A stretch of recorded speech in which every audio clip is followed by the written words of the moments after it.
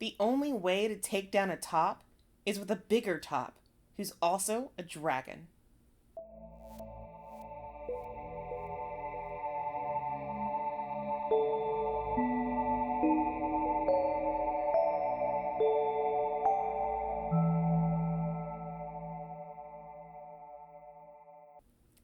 Howdy hole, and welcome back to Hole Chat, a boy love and girl love podcast that believes dragons are hot and fuckable, and this stance is morally correct. I'm your host, Chuck, and with me is a woman who matches my freak, Keelz. Hey. We had to cut out my laughter earlier, sorry. Well, happy almost Christmas, Festivus, Saturnalia, or whatever you choose. I think also Hanukkah should be ending, I think, by the time that this episode comes out. But happy Hanukkah regardless. Like, happy belated Hanukkah. Shout out to y'all. Regardless, today we're talking about Massive Hog. That's it. That's a lead-in. Let's fucking go. It's hog time. Do you even call a dragon's dog hog, or would you say it's massive boar time or something? Boar time feels relevant. You're not wrong. That actually sounds pretty good, too. I don't know. It's top versus top. Boar versus hog. Who will win? The boar. Sorry. Yeah, a boar can take down a car if it wants to. Oh my god. Not even if it wants to. It does it on accident all the time. That's the biggest problem with boars. If they cross the highway, they take out vehicles. Yeah. So yeah, I guess we're talking about massive boar today. You're right. And yeah. it works better with, like, Korean mythology. Yeah, the massive boar. All right. So today, I want to chat about Dawn of the Dragon, which is a 2022 manhwa by Ma Jeung Ji. It's about a dragon mourning the loss of his mate and a man who's masquerading as their reincarnation. So pretty standard, almost cliche kind of thing. So he's pretending to be this guy's old lover, but he's not. Yes. Oops. That feels dumb. I wouldn't lie to a dragon. Yes, I've definitely read stuff like this before. I mean, I've read a lot of fantasy stuff. I've seen this plot before. This one, to me, is special because Dawn of the Dragon is part of a mini-genre. A mini-genre I've personally set aside and made for myself. I don't know if anybody else subscribes to this, but it's a mini-genre where the artist or author definitely had their dick in their hands the whole time, but also managed to put together an interesting story. So, yes, they're really horny about it, but they still made something interesting that has some good plot points or whatever, right? So, the comic is really an excuse to draw their fave kinks and be super nasty, and that's made clear usually within the first few chapters. But then they add in lore, character development, a twist, something that captivates beyond sloppy fucking. Two standout examples of this of this genre specifically are Titan's Bride, which is absolutely just the author putting as many kinks as she can into one piece of media, and reincarnated into Demon King Evalogia's world, where it's super clear she's just really into small tops and super slutty big bottoms. And yet, the former is filled with political intrigue and high fantasy lore, and the latter is exploring whether or not evil is innate or contextual in an imperfect world of gods and monsters. So they go way too deep. But and it's also horny. It's so horny. Titan's Bride I love because I laugh every time she includes a new one of her kinks. She's had sounding, she's had tentacles, she's had furries. She just keeps adding new shit. She added some, like, winged angel motherfuckers who are technically, like, hermaphrodites, just because. People walk around naked fucking in public. Anything that she can think of, she's putting it in there. And then she's also like, what if they're trying to kill the bride? Isn't that crazy? And I'm just sitting here waiting for them to utilize the main character's womb tattoo, which has been there now for like 50 chapters. And she just keeps edging us about it, and I need an answer. All right. So, Dawn of the Dragon is in the same kind of vibe. It's not as deep as these other two, but it still does some interesting things. And it's a pretty enjoyable read overall. And the dicks are huge. Just impossibly massive. Too big. Too big. Okay. 2 tops, 2 big dicks. Is there something else I'm missing? I don't know, there's some, like, Korean mythology in there. Yeah. No, I just feel like there's something to do with big. 2 big dicks, 2 big tops. Mm-hmm. What's the third big thing? Big twist and turn. Well, there is a decent twist and turn, and there is big emotions. Big emotions? All right. There's some big feelings in there, yeah. Okay. Yeah. Yeah. Okay. Our story begins with a quick rundown about supernatural creatures and their relationships with humanity, emphasizing how you used to be able to see cool fox spirits and ghouls and even dragons back in the day. But now, along with waning belief in those creatures, most supernatural beings have gone into hiding or conform to human expectations. So the average human may never have a supernatural encounter, but it does not mean said creatures are gone. In fact, for a select few, their relation to these creatures carries on, affording them divine protection and great gifts in exchange for their patronage. That first half almost felt like Fern Gully. Nature used to be good and grand, and then humans fucked it. I mean, it is a little bit like that. Humans basically stop believing hard enough, and then, like, the barrier between the mythological realm or whatever and the human realm wasn't right anymore. Yeah, I mean, this is a familiar plot because, like, even Ghibli has a film about this. The funny one with the raccoons. Oh, the Tanukis. Yeah. It's the Ghibli film, The Tanukis, is also a lot about don't deforest stuff. Yeah, but it's also like, hey, you stopped believing in these guys, too. And so now they're just little guys walking around as people. Now they're businessmen. Yes. They're just a bunch of businessmen who go into the forest and then rock out with their balls out. Yeah. So, similar situation going on here, obviously. Most, like, spirits that used to hang out, even if, like, dead loved ones or whatever, are no longer coming to visit people, blah, blah, blah. So, things have changed. But there are still those who are connected to them and give them patronage. Mm-hmm. Which segues nicely into the introduction of our main character, Yoo Taehyuk. He's 33 and the CEO of Yushin Hotels, a subsidiary of Yushin Group, meaning he is a big old chaebol, doing big old chaebol things. He's rich beyond his means. His family has been rich for a long time. He's 33 and on the market, you know what I mean? Whole thing.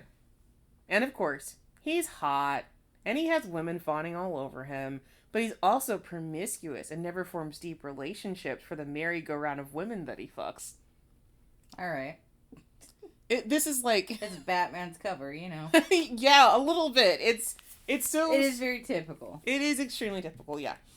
So very typical male protagonist that's about to have a weird fucking time.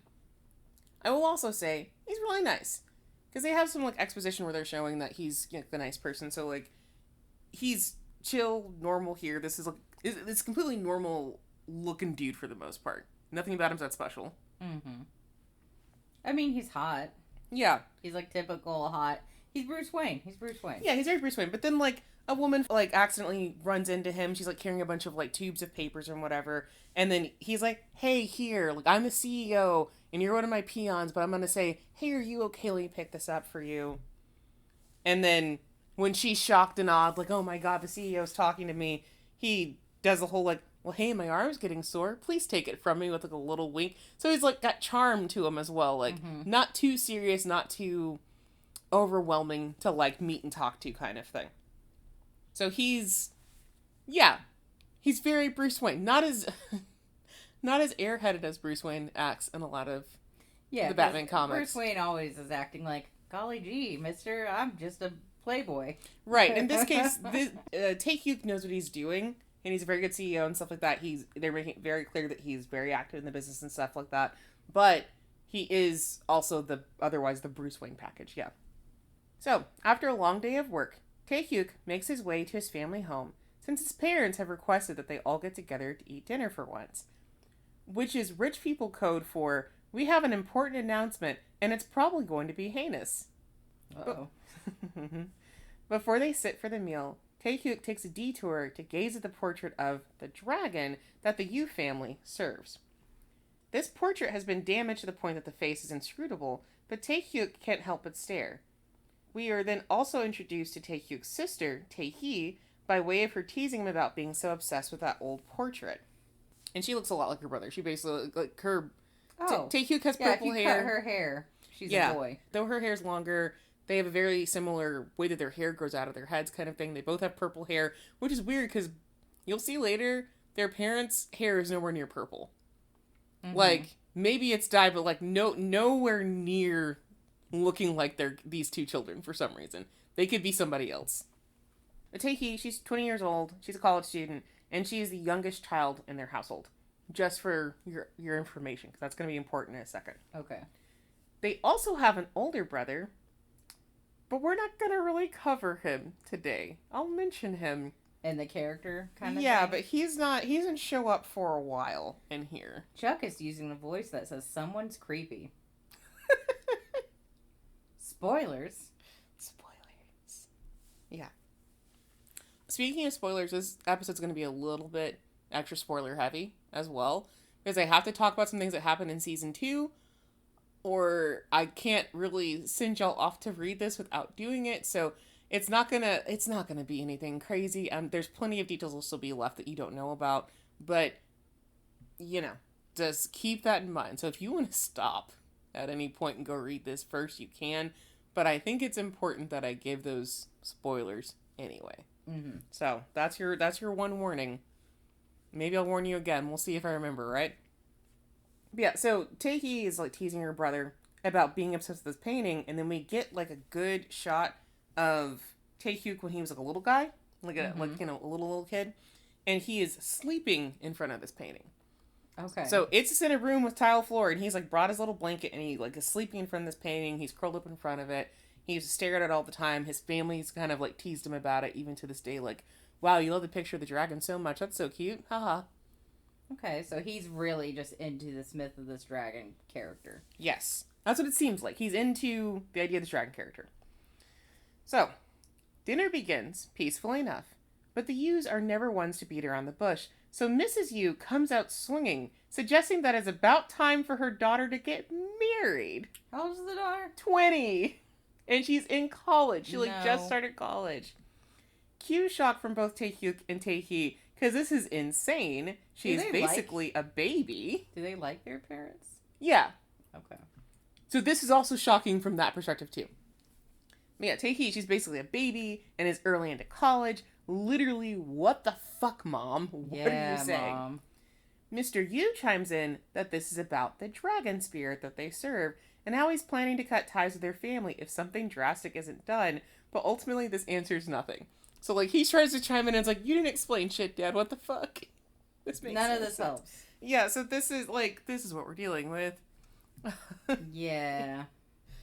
And I appreciate Taehyuk in this moment, because she, like, stands up and, like, slams her hands down on the table, like, fuck this, absolutely fucking not. Good for you, honey. I 20 adore years her. old, get married, stop your college life. Truthfully. Girls should be at the club. Exactly, girls should be at the club, damn. So, since Dad's answered nothing, hey, Mom big brother, your clubbing days are over. So, Mom ends up calling in the shaman that she had waiting in the wings to explain in more detail just what the heck is going on. Apparently, the dragon has been slumbering for centuries, refusing to take offerings to maintain his strength, and I don't really know what that means, and I don't really know if it actually matters to the dragon, but whatever, not a big deal, we'll figure it out. And so he's generally wasting away as much as an almighty dragon can. However, recently his energy has spiked, denoting that something has changed and the dragon is coming back into himself.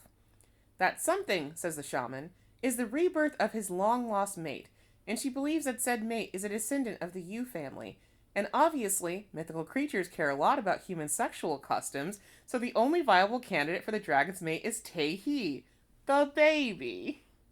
Alright, first off, why you assuming it's gotta be the girl? For real.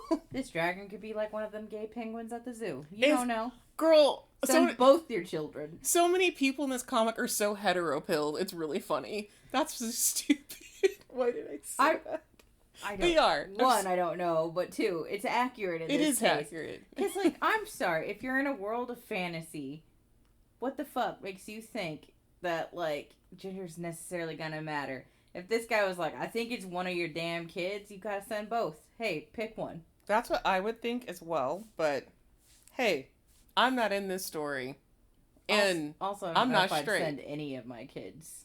I mean, yes, for any also. of this Yes, shit. also. Yes, But, also. like, I don't know. Who knows? Maybe all that wealth and shit is good. But either way, they think it's gonna be Taehyuk. So with her taking on the position of the dragon's wife, they should be able to maintain their connection to him and continue to prosper till the end of time. So they are basically gonna sell their daughter. I mean, honestly, what's really sad when you think about it, this is like what business arranged marriages are like. Yeah. That's true. That's true. Yeah. But this is even more uncertain. This is just a fantasy edition. This was even more uncertain because There's parents... no contracts in place. Well, outside of that, the parents are talking about the dragon, but the kids didn't even believe the dragon was real. And it kind of hints that the parents were like, yeah, he's like this far off thing that we know about, but nobody was taking this that seriously until like today. And so nobody knows anything about the dragon or anything either. I wouldn't send my kid off to do this. No. I would at least go check it out first. You know what I mean? Taehyuk is absolutely flipping her shit about all of this because it is ridiculous. Yeah, girl. But Taehyuk's not pleased about it either, rubbing his temples in annoyance and frustration. It's crazy that some creature they weren't even sure existed a moment ago could destroy everything they've built over generations. Just because. It's also crazy that you want to send him, the biggest fanboy. Right? That, like, honestly, I feel like that's the real problem here. I would send the fanboy. Right. But ain't no way he's letting his baby sis get married to a fucking stranger. So Taehyuk, quietly and calmly, offers to go in her place. And he's doing this whole, like, I, like, rubbing the back of his neck, like, I was thinking maybe I should go instead, and he's just being so calm and kind of like, it's just my duty as a big brother about it. After all, they just need to keep the dragon from ditching them, so it's not like a marriage is actually necessary, right? All Taehyuk really needs to do is explain that he's the reincarnation, but they're both men, so could they maybe just be friends instead? Or can I suck your dick for a long, long time? I have stupid heteronormativity in parentheses for this part. I mean, like, the whole kind of start of this is stupid, but honestly, that's what you love about this bullshit. Mm-hmm. I love dumb reincarnated stories where it's like, here is the reincarnated princess, but they are, in fact, a man. Uh-huh. Yeah. And it's great. This isn't new. I just love this kind of food. Yeah. It's like, this is like Taco Bell to me. Yeah. I obviously have eaten better food. I've obviously eaten worse food. Taco Bell hits the spot every time. And it's also probably going to destroy my guts and give me colon cancer later. But right now, it's good. And that's what I want. I want my Taco Bell slot. So, in Taehyuk's mind, he's just going to treat this like a business transaction. No problem. Sure, whatever. Yeah, he's super cavalier about it. It's just like, I'll just do it, and it's not going to be a big deal. I also do have to point out, only because multiple people got stuck up on her, and I agree when I first read this, I got stuck up on her. The shaman is ripped as shit, and there's no explanation for it. Wow. And they don't... Are you telling me they don't use her? She's just here. So, okay, this is what I mean by dick in her hand. Even now, she drew this shaman looking hot as hell. She is buff and swole as hell. I want mama to crush my and soul. Then she doesn't show up again. That sucks. But, so the author was horny out the gate. By the way, one random muscled woman you'll never see again. Yeah, but she's thinking about her. You know she's got a sketchbook full of sketches of this woman because she spent way too much time designing her. You know what I mean? Like, this is a very good design. Yeah, and I need to see more of her, for sure. What a waste. I know. The next day finds Taehyuk on his way to the dragon's abode, an isolated estate located up in the mountains. He and his driver, Mr. Kim, make light of how ridiculous the situation is. Because, they're just like, well, did you believe in spirits before? Have you ever had a spiritual encounter? And Mr. Kim's like, never in my entire life until yesterday when we heard about the dragon. They're just joking around like, haha, it's going to be crazy, right? So at least they're in good spirits. But the estate really is massive and would definitely befit an offering to a dragon. But it's also incredibly strange how still and quiet everything is in and around the property. Like, there's no animals around at all. Mm-hmm. Which, red flag number one. You're on the goddamn mountain. You don't hear a bird? Oh, that is weird. Why are there no animals around? Oh, that actually does get explained a little bit later. But it's still like, that's freaky as shit. Taehyuk stares in awe at the front door, taking it all in. All of this majestic, building in. Before unceremoniously barging in and making himself known. So didn't knock. He's Bruce Wayne. Yeah. He's Batman. He yeah. doesn't knock. The comment that the author wrote in is just shameless. When he just lets himself in. Yeah. As he steps inside, the door slams closed behind him, stranding his driver/assistant outside because only people of Yoo blood are allowed entry. Well, no biggie. Taehyuk will handle it. I'm by myself in here? Nah, we got it. He moves further into the large home, looking around for anything to denote signs of life. He notices a strange black miasma emanating from a door off of the main hall, and rather than be spooked about it, he smirks. He's like, there's the dragon. I'm sorry, all this screams to me is that big man is looking forward to sucking dragon dick. He hasn't said it out loud, but he can't wait. He's like, is it gonna be that guy who I couldn't make out his face in the photo, who I slept by as a child? I'm gonna fucking suck that dick. That's what it's coming off as. He is charging for that door. Oh, yeah. You're not wrong. But yeah, even when he sees the door emanating all that, he's just like, can't you just use your words? This isn't my idea of fun. He's just like super chill, like, the miasma, well, just talk to me, girl. Whatever. Girl. He approaches the room and opens... He's about to get his asshole turned inside out. Pause. He approaches the room and opens the door, throwing out a cursory apology for intruding, though he is only met with extreme darkness. A darkness that he notices begins to send out swirling tendrils right before they solidify, wrap around his body, and forcibly yank Taehyuk inside the room. It's going in your hole, baby. Taehyuk is pinned to the floor by black undulating tentacles. As the origin of said appendages, a larger, more solid black mass looms over him. It's happening. The tentacles then strip him down and begin to pleasure his body, purposefully seeking out his erogenous zones as though they know him. During all of which, Taehyuk is still too chill and cavalier about it all. Like, he's taking time to ask questions and trying to bargain with something that is maybe not sentient. So he's saying things like, whoa, buddy, I normally only let ladies do this to me. And I'm like, can you be concerned? This is giving those Michael Bublé vibes of Santa Buddy. And it's like, just call him Santa Baby. Yeah. Like, he is, you know what? At this point, he's in his Michael Bublé phase. Yeah. He's not willing to fuck Santa yet. Yeah, if you guys haven't heard Michael Bublé? Yeah, Michael Bublé's Santa Baby, he says Santa Buddy. Yeah, it is so funny. It cracks us up because it sounds like I'm trying to be very straight, but ask you for shit. And he should have just leaned in. Why not? Let Santa know what you want to do to his body in exchange for your fucking convertible, dude. Be a grown-up. Commit. Like, you gotta commit. I digress. We both digress, I think. But yeah, so he's getting made out by tentacles. Tentacles are in his mouth, on his body. In his holes. Yikes. Doing whatever they can, yes. I mean, we've all seen tentacle porn whether we wanted to or not. Exactly. So with this scene, this is also the first clue that this comic was written with fucking in mind, because this is chapter 2.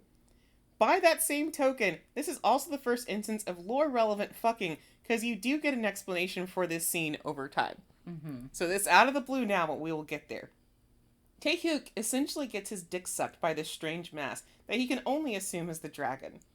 And he comes hard. He really does. He enjoys himself, for sure. I mean, like, there's so much happening to him right now, he got no choice. Uh-huh. So, dubious consent. There's a dubious consent tag on this, but I really want you guys to be thinking about this as kind of porn first, story slips in kind of situation. Yeah. And then things will work their way out. But, it is what it is. But even afterwards, he's like, that's what you wanted from me? And then he smirks about it some more, and it's like, are you okay? No, this was his fantasy. Like, let's be real. Can you not be horny about this weirdo? So upon coming, Taehyuk feels his strength fade away as he loses consciousness into the heap of black stuff. The blackness begins to recede and condense, revealing pale limbs and eventually the form of a very large man. A bigger top. A bigger top has hit the buildings. Oh, God. You're going to have to cut that out. Said man gazes quietly and dubiously at Taehyuk's prone body. This is our first reveal of our male lead. Do we get a better look of him later? Yes, this is just the first one of him coming out of his cage, and he's doing just not fine. Great. Is he down to tell it all? Oh, he's down for something. Next chapter finds Taehyuk redressed and in a bed somewhere in the estate. He awakens from one of those weird dreams where it feels like you're just about to remember something important. In this case, it's about feeling someone's gaze on him. But he awakens with no recollection and a bit bewildered. He asks aloud about the strange black blob from earlier and is jump-scared by a new person? Question mark, because is it a person? Is it a spooky supernatural thing? We don't know. And that person's in saying, don't disrespect the dragon by calling him a blob. He's just not a blob. You need to be nice to him. Beside the bed is a young, white-haired child, dressed in a hanbok and looking at Taehyuk with excitement. The kid explains that they are Ryo-ah, the dragon's personal servant, and the one that cleaned up and moved Taehyuk to this room. I mopped up your jizz, sir. Yeah. I mean, yeah, we saw what he was covered in. Yeah. Ryo-ah at this point also is like, if you're satisfied with my service, you can write in the monetary amount you want to give me into my bank account right here. Okay. It's really cute. Taehyuk begins to put on the rest of his suit as he chats with Ryo-ah to get more information on the dragon. He doesn't ask, he's just like, why didn't nobody tell me that the dragon was a pervert? And then Ryo-ah's like, my master's not a pervert. Don't you call my master a pervert? I only had to clean up a bucket of jizz. Yeah. The normal people have to clean up too. And then Kiddo explains that the dragon is named Hyo-un and is not actually a pervert, but has been lying dormant for 300 years and likely sensed the energy of a Yoo family member and took what was needed to fully reanimate himself. Yeah, another good reason why this guy is like, yeah, I came here instead of my sister. Yes. So we're clear. Would this have happened to his sister? No. And that's like a little spoiler? That is a little spoiler, is that this actually would not have happened to his sister. Because there's more stuff going on here, and it's not actually... The dragon basically could have gotten energy a different way to reanimate itself. The dragon did this specifically to Taehyuk. Okay. And that doesn't get confirmed until... You get an idea of the confirmation of what's going on kind of in the middle towards the end of season 1, but you're not for sure, really, I think, until season 3. But if you're paying hard enough attention and you're looking for the answer, you will kind of get the answer before that kind of thing. But Ryo-ah also, of course, confirms that the dragon's dormancy was from heart sickness over losing his mate. And so now what the shaman said is being confirmed, like, yes, this is what's going on. He's looking for his mate. He's sad, and now he's waking up. That's cool and whatever, but Taehyuk needs to actually meet with the dragon so they can hash things out. So he leaves a panicking Ryo-ah behind to go do a business with a divine being. Because Ryo-ah's like, well, he doesn't really like humans, and he's like really moody, and he's like not fully formed yet, and he's like still kind of in a weird state. Maybe don't go talk to him, and Taehyuk's like, girl, it's fine. Taehyuk's like, my butthole's not been played with enough. So let's go. Because I'm sorry, anyone of rational mind, since this is a porn universe, I'm going to make fun of it a little bit. Mm-hmm. Anyone of rational mind would be like, I'm going to let him chill while I digest that this man made me come from my nipples with black smoke. Yeah. Any normal person would, like, take a step back. This is setting up what I have to say about Taehyuk all the time, which is that he's too cavalier. I think I have that written down in the script, like, 4 times. Because he is too cavalier. Nothing seems to bother him. He's completely unflappable. Weird shit happens to him, and he's like, oh, that's crazy, dog. Okay. Yeah. It makes great shonen protagonists, but yes. Like when you find them in hentai, you're like, stop, your rectum. Use your brain. Yeah, I remember I pitched this to Lemon, our friend. We pitched this to Lemon by telling her that it's like, you know Yusuke Urameshi from Yu Yu Hakusho? What if he was gonna fuck a dragon? Because he's just like, whatever it is, I'll fight it. But in this case, this dude's like, whatever it is, I'll use my business skills. and I'll fight it, and I'll beat it, and I'll win. And it's like, no, honey, don't do that. So if Yusuke was like, oh, I get to fight a dragon, and then he goes in and gets fucked, Yusuke would be like, but I wanted to fight the dragon. Pretty much. Could just get tricked into anything. Yeah. God. But yeah, Taehyuk even has a moment as he's going to see the dragon where he's like, oh, this is pretty tough. Maybe I should just give up. Like, oh, well, let me rub my temples about it. But doesn't quit. Absolutely doesn't quit. What does he mean by that? What does he mean by this is tough? Does he acknowledge, that's not what I expected? Or is he just like, I didn't get a good deal in? No. He's like, this isn't what I expected. Maybe this is a little more precarious than I thought, but not even precarious. He's more like annoyed, like, oh, God, this is going to be kind of a tough sell. And I'm like, tentacles, is there a tough sell, buddy? What happens at your other business things that this doesn't seem that concerning to you? Yeah. I have some questions, right? So, Taehyuk hunts Kyo-un down, finding the supernatural creature casually sitting and reading a magazine in the living room. Taehyuk is able to fully take in the dragon in all his glory, and he has to admit that it is quite glorious. Because he gets a chance to see him, and, like, Kyo-un definitely has, like, idol boy face, but is thick as fuck. Like, he has veins on veins on veins, but he's got idol boy face. I definitely need to see his body first, because right now I don't really understand. Yeah, I think the closest that I could say he looks like is probably Wonho. Okay. He's very thickums. Oh, he looks like a baby. Yeah, he's got a very built baby. He's got a baby face, but he's thickums. The closest I can say is that he looks like Wonho. Yeah, he's got a very sweet face, but he is stacked. Oh, Wonho's so thick. I don't know why he does that. It's fine. I mean, some people like working out. He does like working out, but I think there's a secret third reason why he does that, but well, it's not important. It's not big. It's not anybody's business. I know what you think it is. It's not anybody's business. But yeah, so Taehyuk looks at him and is like, oh, damn, he's actually good looking. And then he fights off a blush, reconciling that it's just a lot to see the subject of the old portrait in full and in the flesh. But come on, bro. Bro. Really?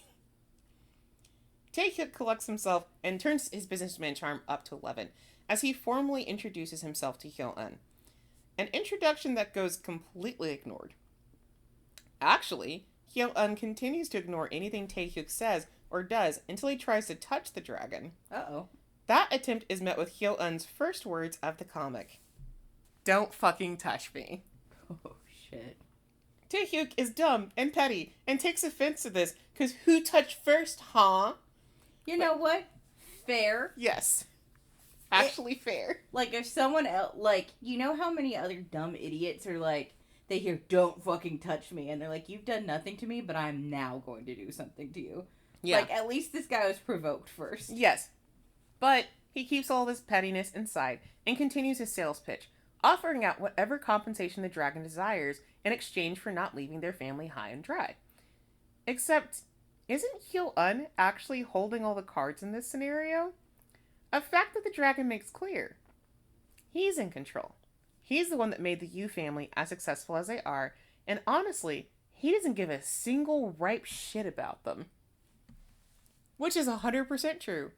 The dragons got everything. The only reason they're successful basically and are continuing to be thriving is because of the dragon being like, yeah, you guys can do that. So at any time he can change his fucking mind. He doesn't owe them shit. No. Offerings? Okay, cool, bitch. Don't care. Yeah. No, like, it is a bigger top versus a bigger top. So this is just Batman and Superman. But taller Superman even. But a taller Superman. But I'd say the body's about right. This guy's buff. Like a freight train.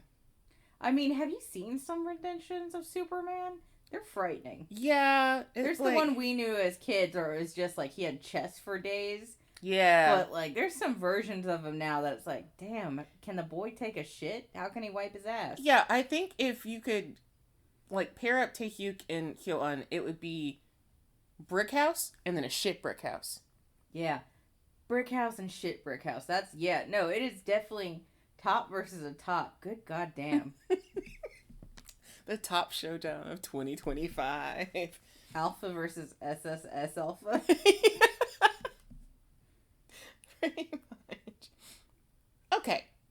So that's concise and clear. Hyo-eun's motivations are concise and clear. But Taehyuk can't just back down at the first sign of pushback. That's bad businessing after all. So he mentions the dragon's mate and how it's clear Hyo-eun's moved on. Smarmy business bullshit. Which, God in heaven, I need the confidence of presumably straight cis men, because I would never. I'd never say that. I would never. Like, oh, cool, he's moved on. Sure, bro. Shut up. That does get Hyo-eun's attention, but unfortunately, after 300 years, he doesn't remember a single thing about his mate. Not name, face, touch, voice, nothing. Poor dude looks despondent for a bit, but he snaps out of it, because now's not the time to mourn when there's a human-shaped pestle in his home.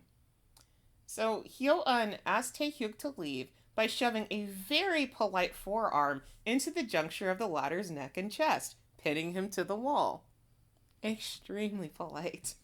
So polite. As far as Hyo-eun's concerned, if his mate was reincarnated, they would have remembered and sought him out, so they could be together again. So obviously, Taehyuk's just here to be a shill and protect his family's good fortune. Yeah, totally. That's 100% it. But Hyo-eun accidentally gave his current nemesis the perfect opening to convince the dragon otherwise. Taehyuk, still pinned against the wall, explains that maybe his mate did come for Hyo-eun. Because maybe the mate he's been so desperately looking for is Taehyuk. Maybe it's been me all along, buddy. Alright, this man ain't straight. Like, whatever. I don't know. He's giving the gayest straight man you've ever met energy. Yes. Yeah. He's giving, what is the one actor who he's like, if you're not ready, he said something about, like, if you're not ready to suck a dick, then, he said something about, like, it's normal to maybe suck a dick sometimes. Tom Hardy. Oh, Tom Hardy said something about, like, it's not a big deal to suck a dick. And then he used to take, like, thought photos on MySpace. He's giving that energy. Taehyuk's giving that energy. He's giving Tom Hardy right now. Yeah. Bless up, Tom Hardy. You're doing so good for yourself. So there's a little lull in the tension, and Hyo-eun finally releases Taehyuk, looking upon him in shock. And he's showing off his little baby face. He needs a haircut. Yeah, he does end up moving his hair out of his face later, but right now boy's just got like shaggy bangs in front of his eyes. Mm-hmm. Which, that's one of those haircuts in anime, manga. Most annoying thing. Yeah. Before he can ask any further questions, Taehyuk explains that he doesn't remember anything about their past either. What a shitty little coincidence, hee hee. What a fucking liar. Yeah. But the shamans believe that Hyo-eun's lover is in the current Yoo family, so it's like a half lie. Okay. Right? Okay. All that tension from a moment ago comes rocketing back, because Hyo-eun may have been asleep for centuries, but he's not new to this earth. And he's like, oh yeah, did the shamans tell you to say that? And then puts on his big boy glare. Yeah. He definitely has a Mr. Jekyll, Mr. Hyde thing going on. Because when he's confused, it's like, aw, puppy. Well, he's like a dog. Because, like, a Rottweiler, if they're excited to see you, pretty cute. A Rottweiler, when they're not excited to see you, I gotta go to the police. Yeah. Right? It's that kind of thing. But if Taehyuk's learned anything in his years as a CEO, it's to insist, persist, and never desist. So he tells Hyo-eun that there's far too much at stake to not take this chance and just see if they can remember each other. God, this guy's as bad as like a perfume salesman. Mm-hmm. Here, I've sprayed you in your face. Don't you like it? But in this case, he's spraying a little human pheromones all over the place, I guess. Of course, by which he means, let me move in with you so we can get to know each other. A proposition that Hyo-eun begrudgingly agrees to, actually. But he just says, like, do whatever you want. Because at this point, Hyo-eun really doesn't have any, like, thing to go on. He has no clues about who his partner is. And he is having a hard time. Yeah. So, at this point, he's like, well, I guess it'll be fine, because I can always, like, kick him out or kill him, Does I guess, he later. remember what his tentacles did to this man? No. That's so funny. So he was in a dormant state. That was the first thing that he did before he came out of his dormant state. So he has no idea either. He has no idea that his aura basically fucked this guy. No, he has no idea that the first thing that his, I guess that his whole essence decided to do was like, is that Taehyuk? Wow. And this is something that Taehyuk almost instantly regrets. You should. He definitely didn't mean to take things this far, but he just got so fired up for some reason. But if this situation goes sideways, he could end up doing a die or ruining his family's life. Which is why, in the end, he just shrugs it off, figuring things will work out. So he's concerned. And then it's just like, hey, que sera, sera. What will be, will be. Do his parents say anything about this? No, at this point they're like, well, I guess we can't really stop him from doing whatever, and anything we can do to keep the dragon happy, we'll go for it. They also do feel better sending him over his sister, because he's 33, Taehee's 20. Yeah. There's a 13-year age gap. Like, with that age gap, like, I would feel better. Like, if the situation was reversed and she was 33, it would still suck to send. But I feel better about sending the older kid. Yeah. And so, yeah, they're... Because at 33, you're starting to come out of the club, you know? Like, you still love the club, but you don't need to go all the time. You can't be at the club all the time. No. You gotta go do business and take a nap. Your bones are starting to do the hurt, you know? Mm-hmm. You can't be drinking until 4 a.m. every night. My club days ended, like, I think last year, you know? I don't want to do the club anymore. Yeah, that makes sense. I want to be home and warm. Exactly. So it makes sense for, to send Taehyuk instead of Taehee. It 100% does. And so his parents are actually all for this and support this. Like, they mentioned their support several times during the rest of the series as well. And so Taehyuk does indeed do whatever and ends up moving in all of his necessities so he can continue to be a rich CEO from this far-flung estate. Move-in day is also the first time he finds Hyo-un cute. Because as he's getting all of his boxes, cause all his boxes get set on the lawn because all of the men that he sent with him to help deliver the boxes, they can't come inside because they're not part of his family. Right, that makes sense. And so he's going to have to move them in. Ryo-ah does end up helping him because Ryo-ah, they are super strong because they're not a human. Even though they look like a kid? Yeah, so even though they look like a kid, they can carry 3 heavy boxes by themselves. Yeah, I see. Kind of He thing. looks like a little baby. Yeah. But so while he's getting his stuff moved in, he sees Hyo-un in the window looking down at them. And then when Hyo-un gets caught, he does a little skitter away like you didn't see me. And Taehyuk's like, that's kind of cute. I like that. And I'm like, girl, it's not that deep. Why is this that cute to you? Yeah. It is top versus top. So you're not getting a seme times Yuke in this. You're getting a seme times seme. Ryo-ah is the only one excited to have Taehyuk there, as they are unused to seeing people due to their job, and also hope continued exposure to a nice human will desensitize Hyo-un. Because right now, Hyo-un doesn't like any humans at all anytime. Mm-hmm. And so the hope is that he will start to chill out and maybe mellow out because not all humans are bad. Maybe he had some bad ones in the past, wink, wink, nudge, nudge, but these are okay. Maybe take a chill pill. Maybe you're okay. Yeah. And so their cohabitation begins, with Taehyuk consistently taking big swings and trying to get Hyo-un to interact with him. From inferring that they should be more comfortable with each other since they were married in a past life, to making some truly god-awful breakfast because eating together develops intimacy. This is insane. Yeah. This guy's not like a CEO. He's not a CEO. He's that guy CEOs always send to close the deal, you know? Yeah. The ones that are like, the closer, whatever that is. Yeah. That's what this guy is. You're not a CEO, you're a closer, and this time the space is your asshole. Yeah. Yeah, but every time he tries something, he's met with Hyo-un just giving him a dubious stare like, huh? It's kind of funny because, even though this buff big man has, angriest angry eyes on right now, he's a baby-faced motherfucker. Yeah, he is. He doesn't really look like... He's big, but he kind of looks like those big guys you always hear about, that it's like, aw, you carry a kitten in your pocket, don't you? Mm-hmm. Yeah, this is where he's like, hey, it's time for breakfast, and Hyo-un again is like, And then this is Hyo-un eating the breakfast. Mm-hmm. Is it bad? It's disgusting. Oh. Taehyuk can't cook worth a damn. Why did you... dude, at least cook. At least be able to cook. Well, he was like, well, we can't bring in a servant, and like Ryo volunteered to do it, but I'm living here now, I should do it. And it's like, please never do this again. Yeah, buddy. Girl, no, not this. Because he tried to cook like pork cutlet too. And it's like, at least pick something easier, like eggs, toast.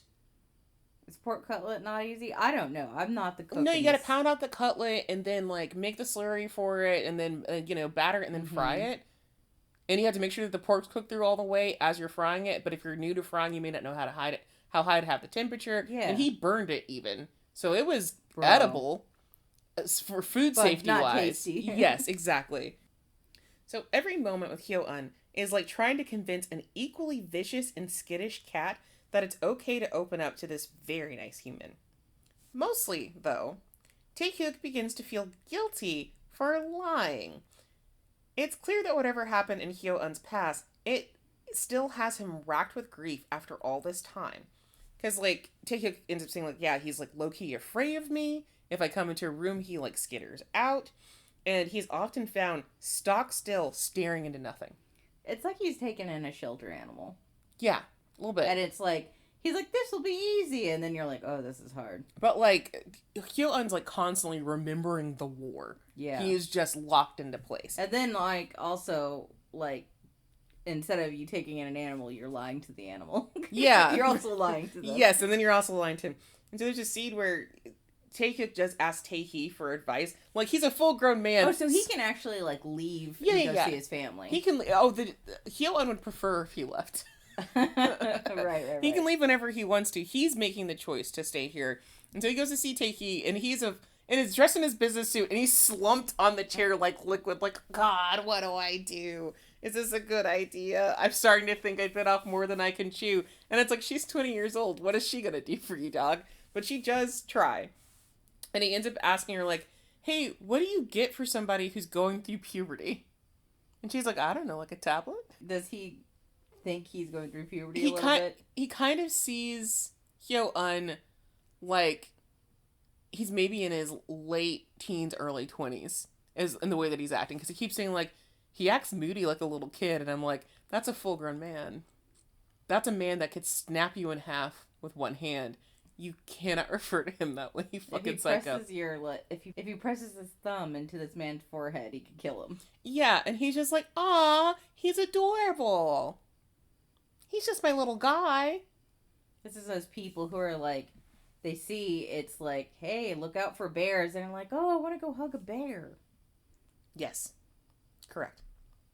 Well, despite Taehyuk's uncertainty and mounting guilt, progress is being made, as Hyo-eun no longer immediately vacates a space when he enters it.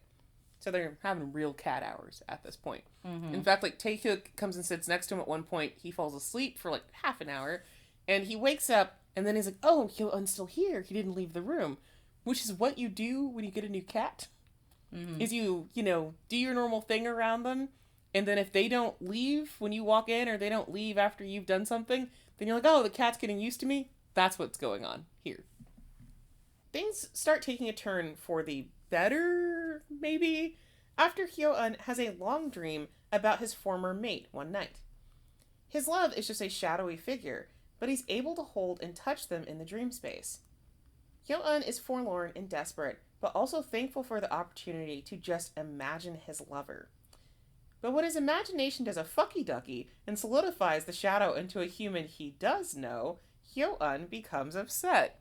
Uh-oh. Because it solidifies into Taehyuk, and then he's like, excuse the fuck out of me, not this guy. Well, it might be that guy, though, dude. My mate couldn't possibly be Taehyuk, and yet here he is, interrupting his dreams and feeling so real.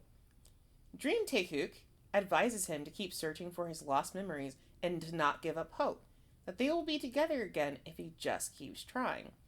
By the end of the dream, too, Hyo-eun's willing for him to look like Taehyuk if it means they can be together in the dream. Like, he's like, just let me stay in this dream with you. I don't care what you look like. I just want to be near you, blah, blah, blah, kind of thing. And in the dream, too, Taehyuk has this moment where he's, like, got a halo fucking behind him as he's saying, like, you must recover your memories as soon as possible, and gently, like, holding Hyo-eun's head. And I'm like, this is such a weird dream. It's like a Princess Leia moment. But it also sucks because you're a dragon, so this means something. You can't just shrug it off and be like, oh, what a weird dream. No! Your supernatural asses means something, dude. Weird. Yeah. Hyo-eun awakes, miserable, tears streaming down his face, as he feels his lover's presence escape him once more.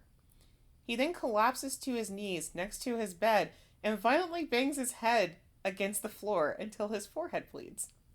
Ow. His grief be griefin'. He pauses as though his emotional pain has finally been sated by his self-harm, when a strange mist begins to collect around him. Said mist settles heavily around his body, and Hyo-eun's eyes glaze over, his face going slack. He picks himself up off the floor and walks, seemingly possessed, out of his room. Taehyuk, meanwhile, is reclining on his bed, dressed in his pajamas, and looking over some documents, completely unaware of the crazy shit happening in the other parts of the manor. That is until the crazy enters the room. Initially, Taehyuk is stoked to see Hyo-eun, willingly coming to see him. But when the dragon abruptly climbs on top of Mr. Business, his excitement becomes disappointment. Uh-oh.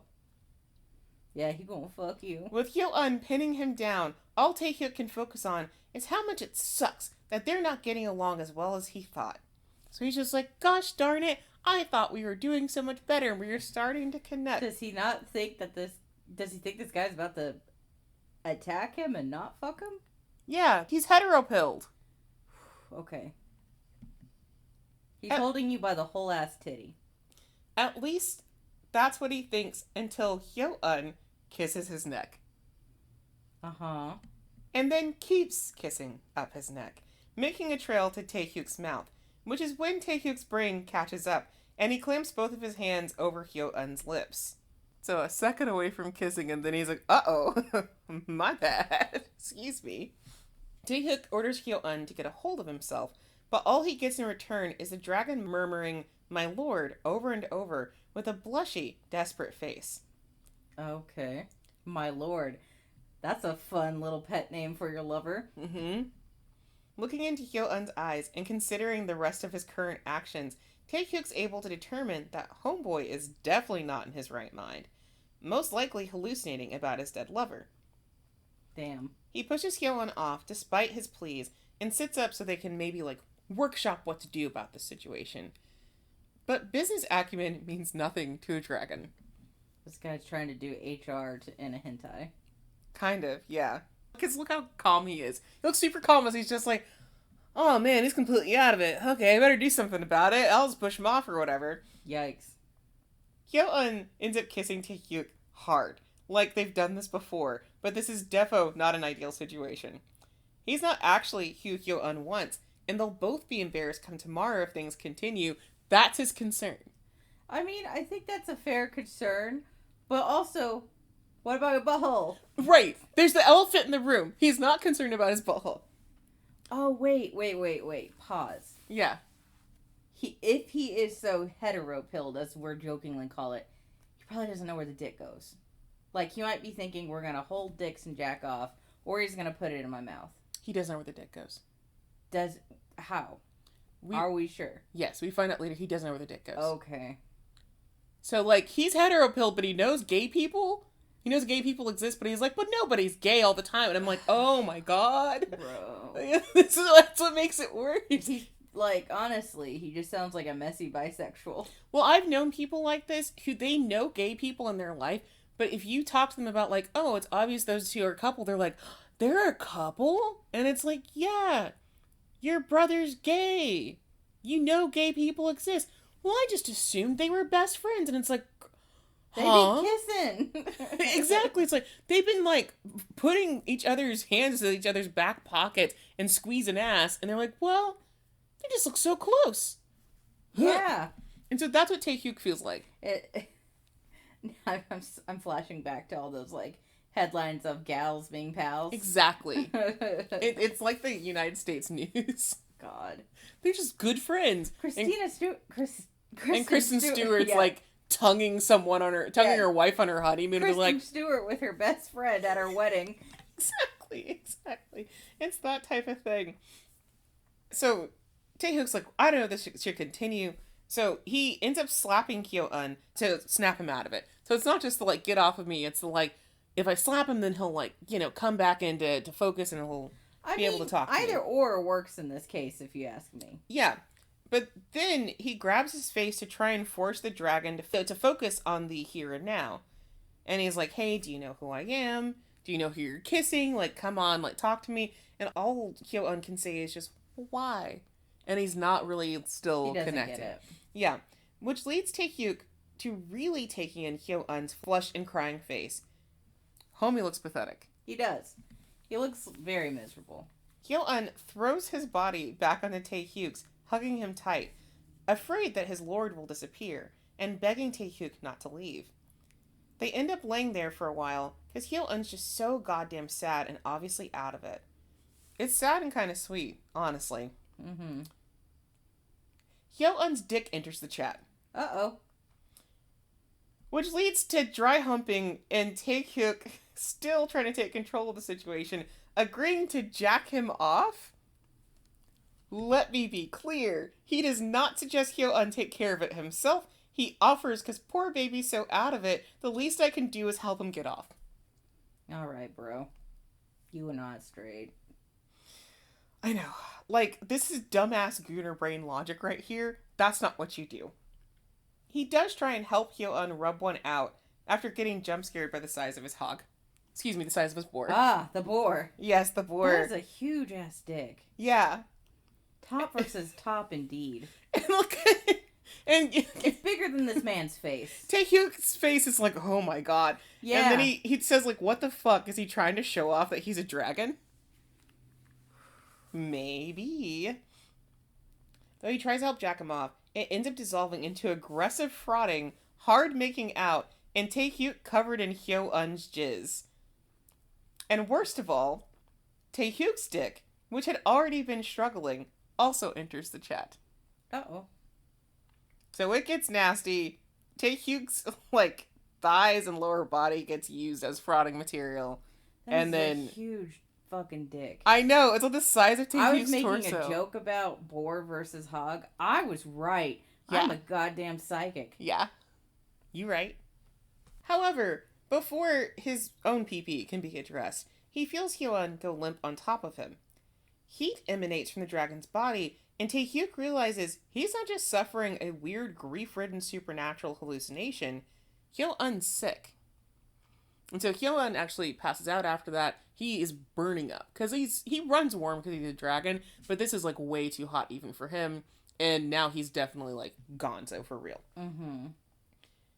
Taehyuk tends to Kyo-un all night, eventually falling asleep in a chair he propped next to Kyo-un's bed.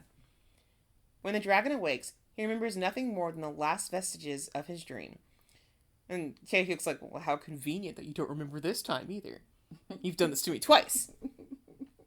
That's funny. Like, it's not, but it's also funny, because it's hentai world. It is funny. Regardless, Kyo-un's aura is unstable, so he is actually sick in a way, and will need rest and care in the coming days. And there's this like scene in the hallway where Taehyuk ends up comforting Ryo-ah and pledges to take care of Kyo-un, not because it's his duty, but because he wants to. So he comforts them and is like, don't worry, kiddo, like, we're in this together. You and me are going to be able to take care of him. He's going to get better. Your master's going to be fine. So why is the servant dedicated to the dragon? Does that get explained?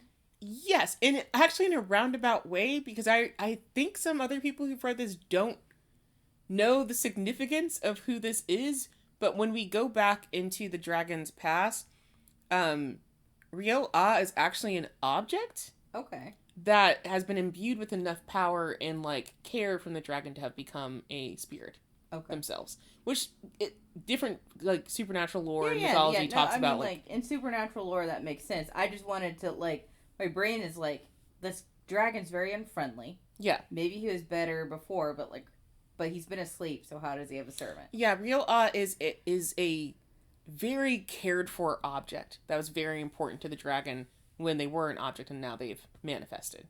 Not like a butt plug though, right? No, it's like a sweet gift. It's it's like a gift from the dragon's lover that he put all this, love and time into, kind of thing. All right. Yeah, so that's what's going on with them. When Taehyuk returns to Hyo-eun's bedside, he sees that the dragon is once again silently crying in misery.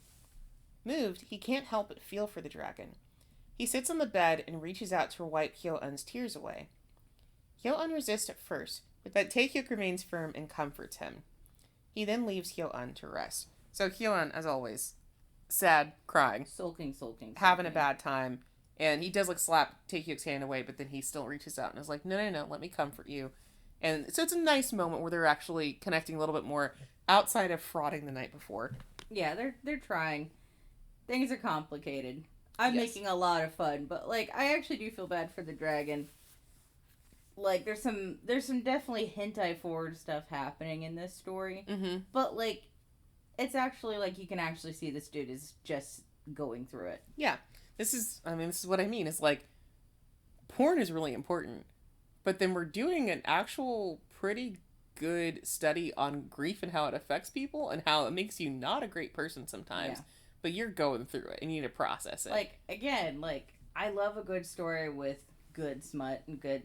Mm-hmm. And so, there are hentais out there that have amazing plot. Yeah, that's true. And there's, a few that have, crazy amazing plot. Or even if it doesn't have, a plot you enjoy... It's meant to fuck with you and teach you a lesson that's oh, this is awful or this is great. Mm-hmm. That one horrifying hentai that everyone talks about where it ruins a girl's life. Oh, you mean where JoJo shows up and takes care of it in the end? Yeah, that one. Yeah, that one. Yeah, because that's the new ending, the new right? ending is Joseph Joestar shows up and everything's okay. You know there's another new ending where Madoka shows up and fixes it? That's really funny. Sorry. It's an awful comic. It's really miserable. But it's a miserable comic, but it kind of it's one of those things that's it feels like it's serving its purpose being this miserable. It's teaching you a lesson you don't really want, but at the same time you're just it had a purpose and you can't look away. Yeah, I didn't ask to be taught this lesson. Yeah. But yeah, so Taehyuk leaves Hyo-eun to rest. But as Taehyuk settles into his work for the day, he finds his mind flooded with the events of the night before. The passion, the big pee-pee, and most strikingly, the pleading desperation on Hyo-eun's face. Taehyuk sighs, slumps forward, and sinks into his office chair as realization tugs at the corner of his mind. Homeboy is fucked. Homeboy likes a weepy top. Mm-hmm. I am a top who likes weepy tops. Uh-huh. Will Taehyuk be able to resist his growing desires and feelings? Will Hyo-eun ever recover his memories? Who is the dragon's actual mate? And can a dick that big actually go inside anyone? Answers to all this and more await you if you give this a read. Oh, and you'll learn who the villain is, because memory loss and depression aren't the only obstacles here. Alright, so there is a person villain. They slide in a person villain, technically two-person villains towards the end. And you're not ready for it. I appreciate other villains. Yeah, the last picture that I have for you is just Taehyuk in the shower, and he's looking down at his dick, and he's like, what's up with you? Yeah, why are you into men? Yeah, it's why are you getting aroused over the dragon? That's fucking weird, bro. That is what he's looking at his dick at. He's like, hey, why do you like men, buddy? He's so fucking dumb. God damn it. So dumb. And then of course I'm gonna show Keelz real quick one of the porn chapters, there's many. porn already. The chapter they fuck. My bad. I'm gonna show her the chapter that they fuck. Which are you gonna leave in all my screaming? We'll see. I'll be like, oh my god. We'll see how much it is. Well, I had to pick one of the first things is Taehyuk says to Hyo-eun, open your mouth and stick out your tongue. Yeah, I'll suck on it. This is top versus top energy. Because the dragon's gonna be on top. I know that much. Yeah. But, so it's a power top with the dragon top, and you can't really do anything about a dragon top. It's they're just both power. They're both power. It's all power. Uh-huh. Nipples. Everybody loves nipples. Mm-hmm. The art's pretty. Yeah, I think the art's pretty good. It gets a little yaoi handsy sometimes. Yeah, it's definitely got a bit of a Bara style to it. But to be fair, she's drawing these men so big, I'm surprised she kept everybody as on model as she did. This is actually a difficult thing to do, to keep two people on model with, like, similar body types or really different body types. It's really hard to do that, I feel like. So that she managed to do that, I'm super impressed. Oh, and then, like, oh, your pants won't come off. I'm fumbling. And he's like, let me get my pants. And then the moment he gets them undone, it's just... It's the speed lines on pulling off pants. Yes, exactly. And then Hyo-eun's immediately like, let me put your whole dick in my mouth, which can fit because I'm so much bigger than you are. Damn. And then goes at him like a fucking vacuum cleaner. Jesus. Yeah. It's nice to see more top sucking dick. What I appreciate about this one, actually, because we've talked a little bit about this, but a lot of the manga I've been reading lately is the tops do all the work and the bottom doesn't do anything. This is one where they're both very eager participants. Mm-hmm. They are egging each other on. They're, sharing back and forth. They 69 a couple times in here, and I was like, hey, I didn't ask for it, but thank you for this good food. Yeah. They feel very, they feel like what, I guess, like, what would we call switches, like. Yeah, they almost feel like switches, but... But we never see the other one top. Yeah. Right? Okay. Yeah. I also love, in this scene after Taehyuk gets the life sucked out of him, he's like, wasn't his mate a woman? Why is he such a natural at sucking dick? Oh, so he doesn't even know if the mate was a male or woman, right? Mm-mm. Do we know at this point? Okay, if you're reading this, you know it's Taehyuk. You know it's a you man. know what I mean? You know what's Okay. going on. I get but it. you know, as the reader, you're not surprised by the fact that it is who it is. But he is still like, I can't believe this. Even as Hyo-eun flips him after sucking him off and then starts putting his tongue in his hole and going to town that way. Yeah, he's got him in a suplex hold, guys. Yeah, Hyo-eun eats ass like eating groceries. And Taehyuk's still just like, huh? Well, enjoy it. It might be nice. And then they pause in the middle of the sex after this, and he's like, wait, don't put your tongue in my ass. What are we doing? And it's like, wait, he has to stop because of the ribbing. Well, he pauses and he's like, wait a second. Did you want to fuck me? Didn't consider. He thought he was gonna talk. Well, no, he thought they were just gonna, like, suck each other off, maybe.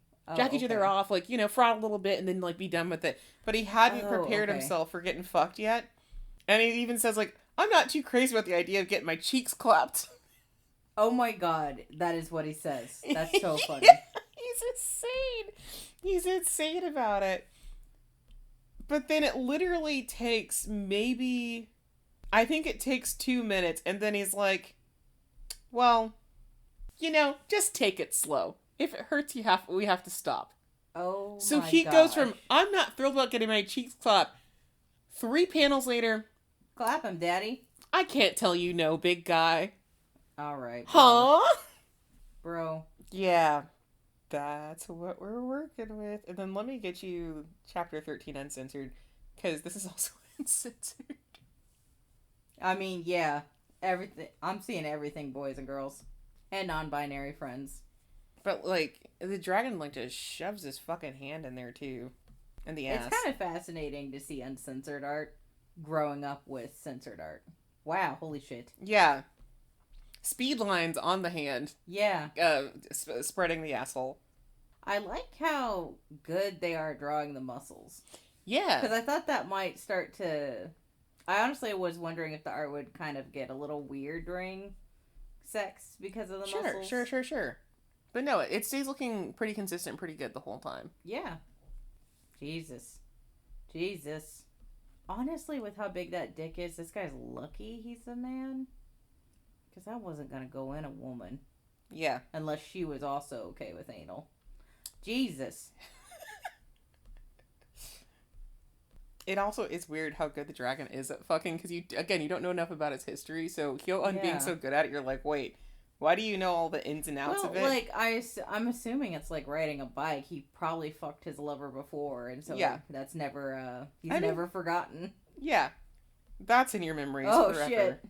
It's also, like, because Hyo-eun is a dragon, he can pick up this grown man and toss him around like a rag doll. And they're both big men. Yeah. Again, this is Batman and Superman fucking here, so, like... Yeah.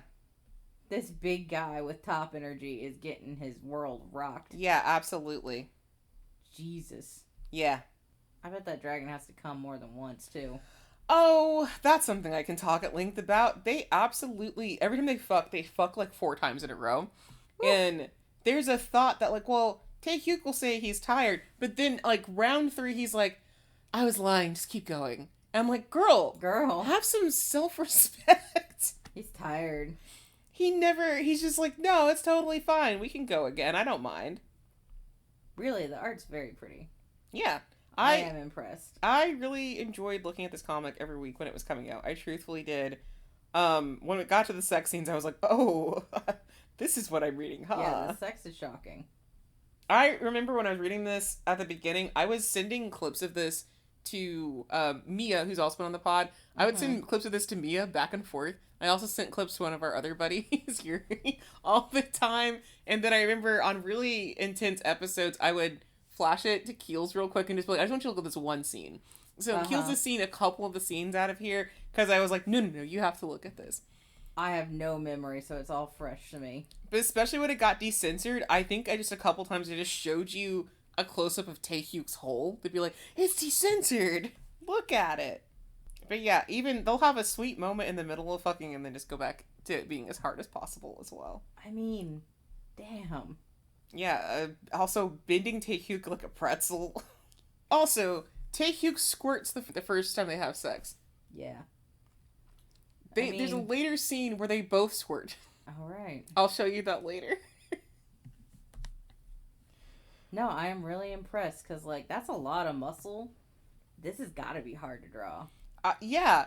I am honestly pretty upset this is the newest comic that this author has out because I would love to see what they're doing now. And I don't have that. I need them to make something else. Yeah. But yeah, so now you've caught up. I've shown you some more pornography. I can show you more porn later. It's not a big deal. There's plenty, and it's marked. So just let me know. But the fucking is deep and nasty. Jesus. Nasty boys. Okay. Let's jump into the characters a little bit, and then we can spend some time discussing things. Because there's a couple things that have to come up that I have to go at length or whatever, but we'll get there. Are you going to talk about the villains even though I haven't met them yet? We're going to mention the villains. Their stuff is so integral to the plot that I don't want to spoil it. You don't have to name them. I just was wondering if you're going to hide any characters. I'm only not mentioning one character because it's so out of context this early that it just doesn't make sense. Okay, yeah. But the other one I'm going to mention. So, first we have, of course, Yoo Taehyuk. He is the middle son of the Yoo family, and a secret second and or third thing that you will find out when you read this. He is actually good at being a CEO, marrying charm and tenacity in a way that makes it hard to hate him. He's also got a pretty strong moral compass and can't stem his compassion when he sees someone having a bad time. So he's really good with Ryo but it also shows that he's pretty good with, like, kids a couple of times. Mm-hmm. And if somebody's upset, he's like, you can't be upset. I have to help you. Yeah. And Ryo does look like a kid. But even, like, to women, he will, like, as long as the women are respecting his boundaries, because, like, he's only rough with women, and not even rough, but he's only stern with women when they're not respecting his boundaries around, like, their sexual escapades. Mm-hmm. But women he's not having, like, a firm boundary thing with, then he's like, are you okay? Do you need something? I'll help you out, kind of thing. Mm-hmm. He's a very, very nice dude. He's way too fucking cavalier about shit, and accepts the insanity of a situation with, like, no pushback at all. He's been a womanizer in the past, but also he's felt this rising emptiness in his life for a long time. So maybe he's been using women to fill that void. But who's to say? But who's to say, indeed. He can't help but find Hyo-un adorable for some reason. Alright. Hyo-un is a divine beast, a dragon, with more depression than anyone deserves. He's quiet, moody, and standoffish, but that makes sense, considering his everything. Even when he's angry, he's mostly just sad. Underneath all the heavy feelings, he's sensitive, earnest, and a huge crybaby, but it takes a while to discover that. He makes an excellent big housewife as he cooks, cleans, and gardens like the best of them. And, like, he gets mentioned, like, Taehyuk oftentimes kind of, like, refers to him as, like, a puppy. And he does have more of a puppy dog personality, but you really gotta dig deep at first to get there, but he will show that off more as the comic continues. He also can't help but find Taehyuk charming for some reason. And dick too big. I'm not joking. It's upsettingly large. Mm-hmm. Ryo is a spirit of some kind and is Hyo-eun's only servant. They are much older than they look, but also pretty young for a servant to a creature this old. So they're like 100. And a lot of other creatures that we do meet throughout here, they have older servants and stuff like that. Mm-hmm. So Ryo is pretty young, and then honestly pretty isolated, hasn't really talked to their master in a hot minute kind of thing. They truly care for Hyo-eun and develop a better relationship with him as this story progresses. They really like Taehyuk also, quickly taking to calling him master after only a few days of living together. I don't know their actual gender, because the text says boy for a while, and then it switches to girl. So I'm assuming it doesn't actually matter. Okay. Because also they used to be an object, so like, do you develop a gender? You know what I mean? Yeah, so it could be anything. She, he, they could be one of those. Yeah, I think it might have even been one of those situations where, because I know in some languages they have a very specific pronoun that they use for they, but it can be read as he or she, so you have to think about context clues when you translate it. So maybe something like that, or maybe one of those non-translatable pronouns. Yeah. I don't know, but it is they say it he at the beginning and then it's like she at the end, and nothing's changed. They look exactly the same. And they do Ryo has like a short haircut and just wearing a hanbok, and but also a lot of mythical creatures in Korean mythology will wear female style clothing, but they're not actually female. So I don't know, because shamans dress in female clothing even if they're men. So I just don't know enough to determine what their gender is, and so yeah, it's whatever. This is a hard one. Yeah, so I'm just letting it be they. All right. Yoo Taehyuk is the youngest of the current Yoo clan, and it's also a secret second and third thing. She's spunky as hell and is not known to take bullshit laying down, which she shows fairly often when she makes appearances in the comic. She also really loves her brother and tries to support him during various parts of the comic. Also appreciates him taking one for the team, because, wow, what a solid. Thanks, brother. Yeah, also, I just think it's so rude that, her parents are like, hey, you just started college, or you're in the middle of college, go get married. Mm-hmm. And, I get it as an emergency situation, but it's still what an out-of-pocket thing to say to your child. Yeah, it's still really cool that he went to go do it. And then, finally, we have Yoo-eun, which is weird, because he is the oldest of the Yoo siblings, and he makes me uncomfortable. Okay. So, the oldest brother. What's also weird, though, is usually, in Korean culture, when you have children, you give them all a syllable to their name that matches up. So, Taehyuk and Taehi, their names match up. Yeah, but the older brother's name does not have a Tae in it. What is his name? I think it's Un. Un. So it's just Un is most that I get. But I do not think he has a Tae in his name. Is he adopted? No, he's biologically their child. And so it's really weird. It starts making sense when you read more. It starts making sense when you figure out the dragon's history, but at this time, it's definitely weird. Mm-hmm. But Big Brother Yoo only hangs out with Taehyuk and is always overseas otherwise, and he makes me uncomfortable again. All right. And that's what we're gonna say about it. So, for a story where it's very clear that the author has her dick in her hand, Dawn of the Dragon is a fun read. It's got enough fun and interesting moments juxtaposed against a decent dose of drama and audacity on a backdrop of culture-specific fantasy lore. And of course, it's really fucking horny. Mm-hmm. I read this initially because the plot is simple and kind of cliche, but a manly-looking dude is doing it. Dragon looking for a wife, tales all this time, even in boy love, but Taehyuk's titties are kind of big, and he's a very masculine aligned dude. And then the dragon gets introduced, and he's an even bigger dude. It is inspiring, really. Enough for me to just see where things were going, for my own amusement. This is purely a curiosity read. I didn't care where it was going. I just needed to look at it every week, kind of thing. Mm-hmm. And then, surprisingly, some interesting story beats emerged. Most of the interest in the story itself comes from Hyo-eun's never-ending depression and Season 2's trip into Flashback City. But there are hints baked into the early chapters, too. So, the shaman that's trying to convince Taehyuk to marry the dragon just gives up and accepts Taehyuk as a replacement, even though it could majorly fuck things up. Okay. So she, when Taehyuk's like, oh, I'll just go do it, she's like, mm-hmm. Okay. Whatever you want. Okay. The Yoos, all knowing how obsessed baby Taehyuk was with the damaged portrait of the dragon. And no one questions this ever, that the other kids aren't interested in the dragon at all. Don't care about it. Not a big deal. But only Taehyuk's doing that, and they're like, oh, okay.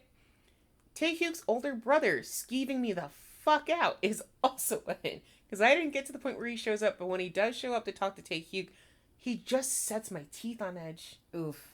And I don't trust him. And a little bit of it is the way that his eyes look. But a lot of it is just he seems like he's always hiding something from Taehyuk or hiding something from you, the audience. And I don't trust like that. Yeah. You're giving me the ookies. You're giving me the ick. Yeah. But these are all little clues to the unfolding plot of the story, peppered in between cock wrangling and deep fucking. I will say also, now, I liked season 2, the whole flashback part. A lot of people hated it because they're like, this is too much flashback and I don't need to know this much. But me, who was seeing all the little hints early on about, oh, there's something deeper going on here, I wanted to know. And so every extra detail I got in the flashback, I was like, that's what that means. That's what they were mentioning here. That's why that's relevant to whatever the fuck's going on. This is what, whatever. This is why the dragon had little tentacles coming out and blah, blah, blah. It was actually about this. It wasn't about the other thing. And so I was having a great time in season 2. But if you don't want lore and you just want porn, season 2 is not that interesting to you. But if you're like me, someone who can also appreciate having your dick in your hand and also learning about stuff, it's great. It's perfect for you. But focusing in on Hyo-eun's depression, it's kind of cool to see a massive dude just bawl his eyes out over a mystery he can't fix. It's mentioned that dragons are supposed to be stoic, aloof, and all-knowing, but here he is just hurting with a capital H. Hyo-eun kind of breaks the stereotype of a dragon beautifully and elegantly facing their grief, knowing that time heals all things. Nah, he's just sad and kind of pissed and lonely as fuck. His grief is as messy as it is for a human being, and that's pretty cool to include in your porn about dragon fucking. It's a good contrast to Taehyuk's endless affability. If you looked up unbothered in the dictionary, Taehyuk's stupid face would be illustrated there. He readily accepts the existence of a dragon, despite being a huge skeptic literally days before. And, just as quickly, he accepts that maybe he's not straight and has a huge crush on said dragon. Like, in under 10 chapters, Taehyuk has switched teams to being a full-on Hyo-eun enjoyer. So I left off around, like, chapter 8, chapter 9 in the summary. Chapter 10, he's like, ah, shit, I do love him. Huh? Oh. He's just like, well, no, I really like Hyo-eun, and I don't know how I feel about it, but I really do like him. And, like, yeah, that is the point, because he's obviously the reincarnation of the dragon's mate, but there's usually a long period of acceptance in stories like these. But Taehyuk not only acclimates to his feelings almost immediately, he becomes jealous of whoever the real mate is. Oh, that's cute. So he's like, I hope I'm the real mate. I don't think I am. There's no way that I am. But I don't really want him to be with the real mate. So motherfucker's ready to square up and fight this other mystery person. When I find this mystery mate, I'm gonna take them out. Like, I should be with the dragon instead. And I'm like, girl... I mean, you are. You've known him for like a few weeks. What the fuck's going on? And Taehyuk's exuberance doesn't stop at romantic feelings. Sexually, he's all in too.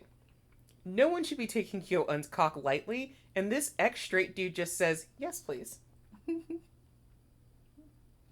Like, no joke. No joke. He's so, as you say, cavalier about it. It's like, he's like, nah, just put it in there. That's fine. I'm unbothered. Like, what's the worst that could happen? You know? It's so funny. I'm not going to prolapse, he thinks. You could. You could. Oh, he's not scared of anything. That guy's huge. He's not scared. It's like shoving a whole head and neck up your ass. Even in the earlier sex scenes, like the one I mentioned in the summary, Taehyuk is on a slippery slope towards doing whatever he can to give Hyo-eun pleasure and happiness. So often, he should pump the brakes and slow down, but every time, his stupid ass gives in, even if it results in multiple rounds of nastiness, or squirting, or having a dry orgasm that you didn't expect to have. He's just like, okay, it's fine, it's fine.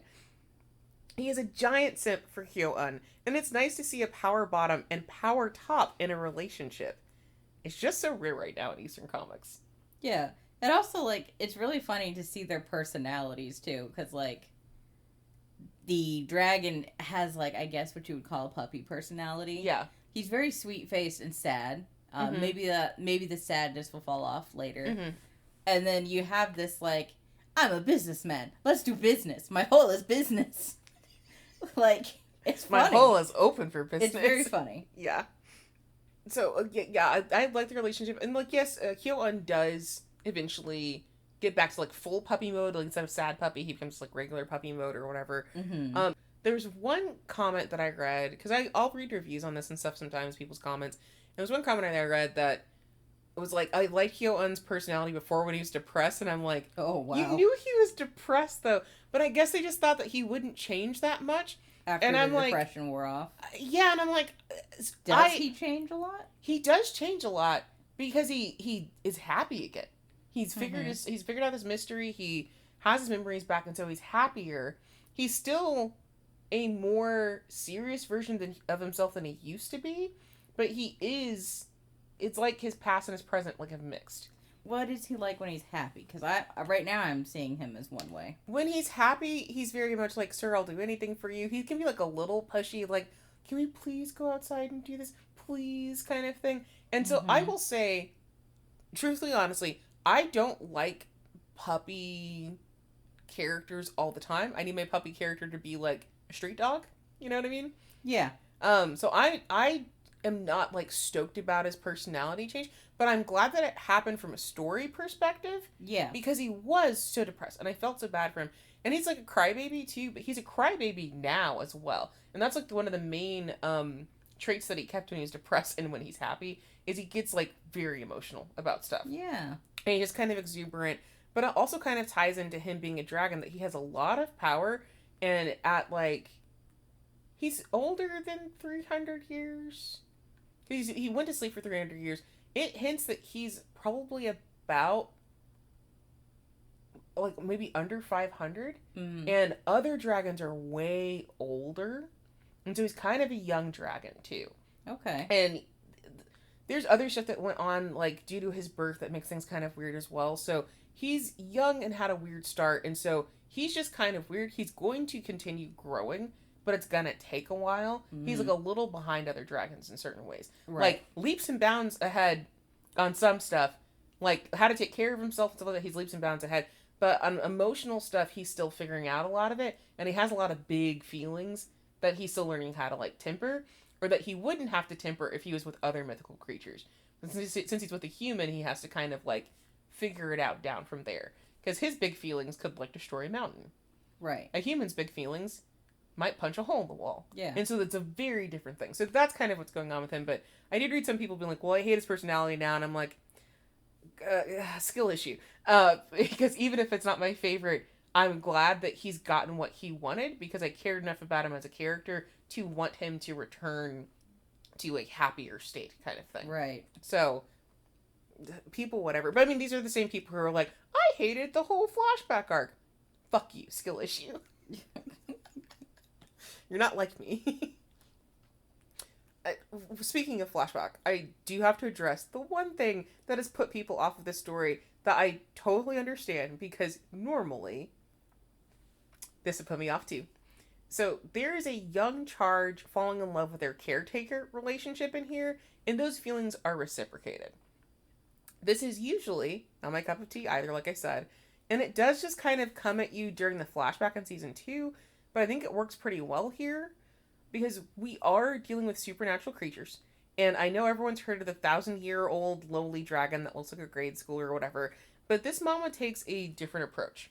Okay. We are not dealing with 1,000 years old and they are looking like a kid, but, you know, people are being weird about it.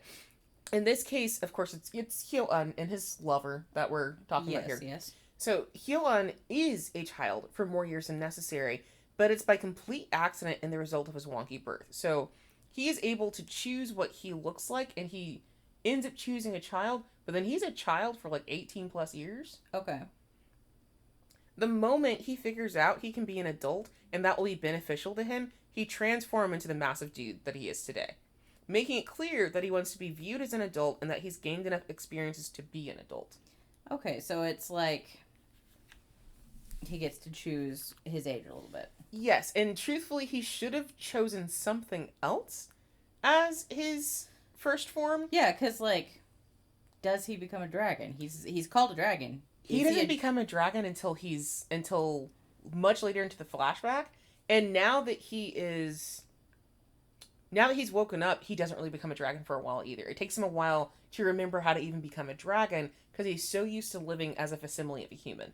Okay, yeah, that's cool to know because, like, I wanted to know. It's like, he's called a dragon. I have not seen dragon form. His dragon form is very cute. I like it. Like, it's hold on, cute in the way that I think really horrifying Gundams are cute. Is he like a long guy? He is a long guy. Yes, I love those dragons. He's a long guy. I think he's very cute. It's a me thing. I also like Blue Eyes Strike Dragon. She's adorable. So my feelings of adorable might be different, but that's where it is. I love a Shenlong, so I'm down. Yeah, exactly. Okay, we're on the same page. She matches my freak. That's the whole point. Mm-hmm. So, like, he, gains enough experiences to become an adult. He is then trying to look like an adult. He masquerades as being, like, a teenager for a period of time, just because that's what he thinks he's supposed to do. But then when he decides, like, oh, no, I want to be seen as an adult. I'm an adult now. I'm the biggest adult you've ever fucking seen, in fact. They don't make clothes big enough for me. That's his choice. On the other side of this, Taehyuk is an adult, but a young one when they meet, and is extremely, extremely sheltered. He only really knows of academics and, like, war, but not as a participant, but as, like, somebody who, like, has studied about it kind of thing. And he knows how to, like, shoot an arrow, catch a boar, maybe, but he can't do a ton of other stuff. And so, he's very inexperienced in pretty much every other avenue of regular human living. So he can write books. He can probably teach you arithmetic. He knows some social stuff, but even then, more complicated social stuff he doesn't know. And so, despite the optics, they really learn from each other, and there's a decent amount of focus on the fuckiness of being an immortal being and what that means for your relationships with humans. So, when is it inappropriate for you? When do you outpace your human partner or human friends?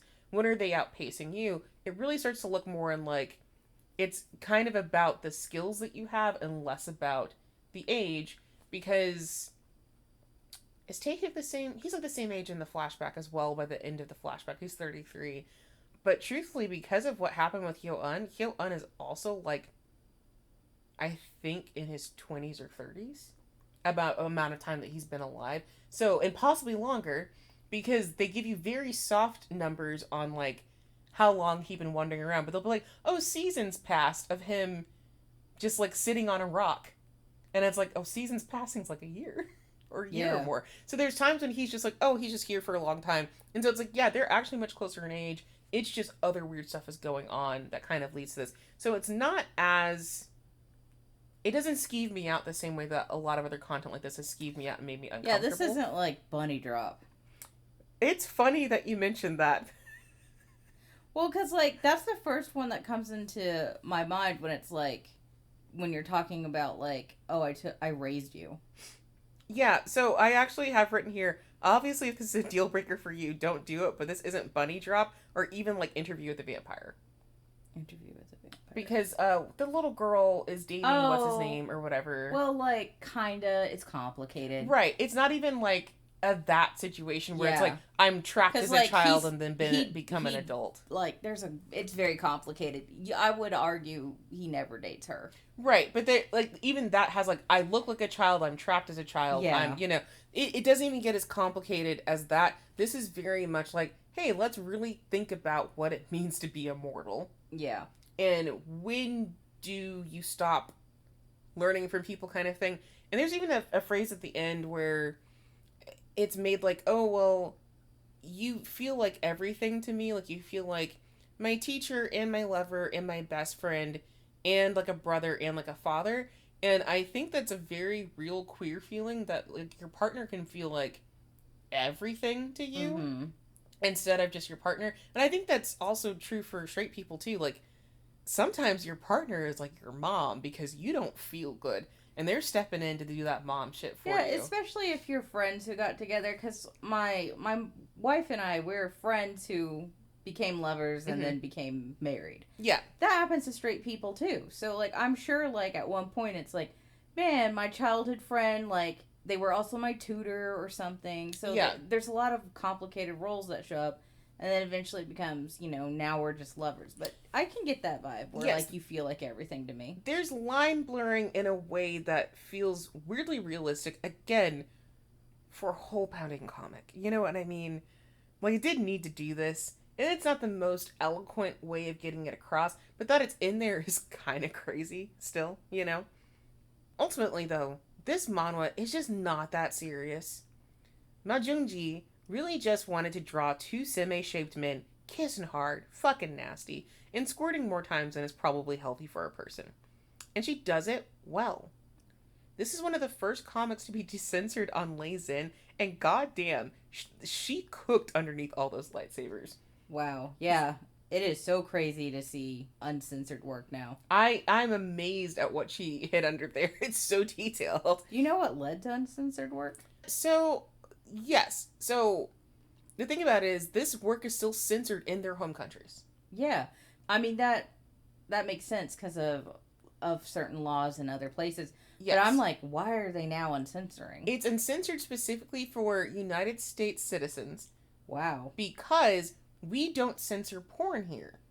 Okay. And we especially do not censor drawn pornography. So you might find some censored, like, you know, real person pornography, but even then, no, we really don't censor anything like that. So our censorship laws are different. We don't do that. And so not only is manhwa being decensored, a lot of the manga I get now is being decensored as well. I just picked up some manga that it is full hole, and I didn't even know they drew full hole under there. Yeah. So, yeah, that's just the trend now. Jackass, which we just did, that's decensored. Wow. And I didn't realize it when I picked it up, and then I was like, oh, cock and balls? Wow. Yeah. Yeah. No, it's shocking, because, like, again, we've grown up lightsabers, weird censor bars. I don't know how I feel about seeing everything uncensored. It's not like, ooh, it's bad. I kind of miss a lightsaber. Well, here's my thing. I've seen some egregious lightsabering in manhwa, and I needed that to go away. It was too much. Yeah, where they, like, it's like, I can't even see this guy's legs. But, there is that comic, and I'm not going to name it because that's mean, but there is that comic where I was reading it was censored, and then they uncensored it, and the dude's dick looks like a fish sausage. It's awful. Like, they're bad. If you look up what, I think it's like a Korean fish sausage. So, like, look up Korean fish sausage. It looks like a bong. Oof. That's what it's called, like BBONG or something like that. It looks like a fish sausage, and I hate looking at it. And I remember we told Lemon about it, and then she got jump scared by it too because it's bad. It looks bad. It's really bad compared to the rest of the art. Yeah, the rest of the art's great, and then it's like baby's first pee-pee, and so I'm not gonna go further than this. You're never gonna know which one it is. You can send me pictures of dingoes that I'm never gonna confirm because I think she's doing her best. And it was, I think, her first time, and I bet she did not think this was gonna get decensored. So she still did a good job. That just freaks me the fuck out. So you're not always ready for it. But regardless, this one lives up to the decensoring. For sure. I'm really glad that they did the decensoring on this one. No, like, that, like, I hate to be that person, I guess. I don't know. You know what? I don't hate to be that person. The truth is, these are really well done genitals. Yeah. It's, like, super nice. Yeah. Like, I'm impressed. Beautifully, like, colored as well. Everything's really well rendered. Everything looks pretty good. Mm-hmm. Like, you know, hey, your organs get flushed with blood, just, you know, for those who have not maybe looked. Mm-hmm. It's very well done what they did. I'm impressed. Like, as someone who likes art and, like, the human body, like, I have done and taught so many figure drawing classes, I can't even tell you. I really like it. Like, yeah, it's very pretty. It's very impressive. Like, the muscle structure, again, is really cool. Mm-hmm. But it's also definitely like, wow, that's a lot. Yeah. I agree. I think every sex scene is just so lovingly crafted, and you can really tell she enjoyed herself making this. But also, I gotta give it to her for utilizing Korean myth, reincarnation, and dynastic drama in an interesting way. You know, to break up the whole destroying. Something. Dawn of the Dragon is not the most amazing comic on Earth. It very much is what it is. A porn-filled romp with more backstory than the average gooner would ask for. But it's also an important reminder that comics like this have value, not just because of the story, but for the smut too. They are equally important parts to a fun, low-stakes manhwa that answers the question, just how big do you need to be to turn a top into a bottom? Huge. Huge. You gotta be so big. Massive. So big. So big. So, if you like dragons, Korean mythology, sloppy fucking, and big men with even bigger men, Dawn of the Dragon is for you. You can read it on Leizen. It contains dubious consent, death, murder, blood, caretaker-charge relationship, attempted incest, abuse, suicide, mild self-harm, attempted sacrifice, and dick way too big. Mm-hmm. So, what's the rating for today, my dude? I'm really thinking. I'm kind of torn. I'm kind of torn on a rating. I'm gonna say a 7.75. Okay. Like, I know that's a very weird rating. Mm-hmm. It does not deserve a 7. I think it's better than that. Mm-hmm. But to be honest, I'm not into the whole raising your lover thing, and that's an entire season, right? It is it's an entire season. It is a chunk of the second season. I would actually argue it's less than half. But like a little more than a third. Yeah, so it's quite a bit. I'm not into that whole I've raised my lover kind of thing, because the thing that jump scared me was the aforementioned bunny drop, because that had no warning. It was like, oh, I'm taking care of a kid. And then like the kid grows up and is like, hey dad, I want to fuck you. And it's like, excuse me? It was very, very out of the blue, very upsetting. And there were no warnings for it whatsoever. A lot of stuff has warnings or like summaries or hints that it's going to happen. This did not. I was looking for a sweetness and lightning vibe, and I did not get it. That was not it. So like that ruined it for that genre of like, you raise your kid. So you raise your lover, I guess. Yeah. It is more acceptable to me in the fantasy realm. He's a fucking dragon. At one point, you can't be like, well, the dragon's a pedophile because he's with a 50-year-old man. Yeah. Like, you can't do that. Like, you can't do that with dragons, demons, vampires, whatever. So it's more acceptable here, but it's like, it's not my favorite, so I don't know if I would read it. It is like, it's almost a little too much dubious consent for me. Like, the guy cracking jokes the whole time, like a mist is like basically violating him. Makes it more okay, but it's still a little bit, I'm not sure. So, like, since there's just a few things where it's, like, kind of dancing on my boundaries, I've lowered it to, like, a 7.75. The art's amazing. I really like the unique characters. I really like that it's a top versus a top, because that's exactly what it feels like.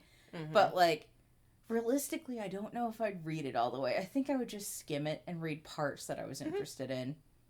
But, like, I don't know if the story would hook me. I think I could probably be one of those people who fall off in season 2. Yeah. And I wish they wouldn't just fall off in season 2. I wish they'd come back for season 3, but that's me having read the whole thing and, like, went to the ends of the earth for it. Yeah, and since I'm really not sure if I could finish it, I'm going to give it about a 7.75. It deserves... I can't give it a 7, but I don't feel like I can give it an 8 either. And even a 7.5 didn't feel right, so we're giving it a little extra. I get it. It's a very specific comic. But it also kind of feels like going to see, like, a summer blockbuster that the critics don't like very much. You know what I mean? We're like, oh no, I enjoyed that, and that was interesting, and it went some weird places. It feels like a 90s summer blockbuster, where they just put anything in the movie theaters. It kind of feels like that. Yeah. So it's very interesting, but I do like it.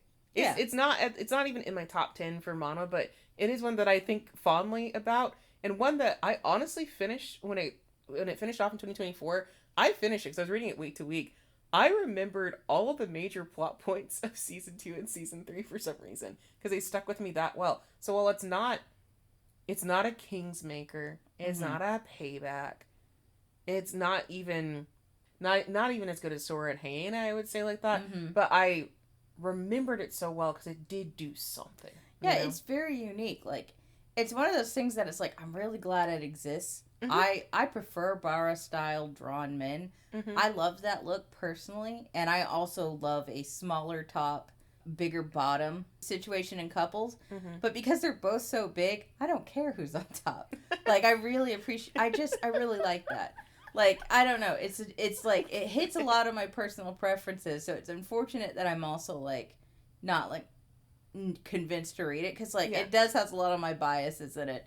But like I am very story forward kind of person, and so yeah, I'm just like I think I'm really glad it exists. I can say that for sure. Like this is a story that should exist. Yeah. Well, this is also why I'm here because you know always ask me whatever you want about it. Yeah. Yeah. Well, if you'd like more from Ma Jeung Ji, you can find her at AKWMWL, or you can read her other shorter work, Love Plan, also on Lazen. And I do say if you don't want to read this, please read Love Plan because a lot of her humor and her sensibilities are in that. It's kind of like a precursor to Dawn of the Dragon. So if this isn't, kind of scratch your itch, that one's a really good one too. Both of the dudes in that are pretty big as well. And she keeps some of her kind of comedic motifs because at one point late in Dawn of the Dragon, Taehyuk hears something crazy. And for once, it actually does take him out. And it has a little Apple loading symbol above his head for a second. And that took me the fuck out. That's funny. And she does that in her other comic as well. So, if not this, then please check out Love Plan. Want more Hole? Our Bluesky and Tumblr are good to go. Both at hole-chat. Boosty inquiries should be sent to hole.chat.69@gmail.com. But our DMs and comments are open anywhere. So you can get a hold of us that way too. Every like, share, comment, repost, etc. helps us spread the good word of Hole. So please tell your friends, tell your moots, tell your cousins over Christmas dinner, whoever. We'd appreciate it. Tell your dad. Maybe he likes yaoi. Yeah, you know what? Your dad might like yaoi. You never know. You won't know until you ask. Mm-hmm. And we really appreciate you for listening right now. It's been a very, very long year for so many of us in so many different ways. So thank you for deciding to spend some of this forever year with us. We hope you'll have a wonderful holiday and a great new year and that you had a good Hanukkah. We absolutely didn't forget about y'all.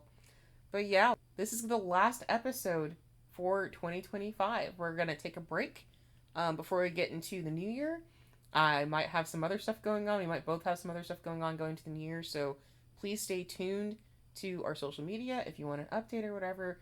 But otherwise, have a great end of the year. We'll see y'all next year. And remember to tighten up. Tighten up.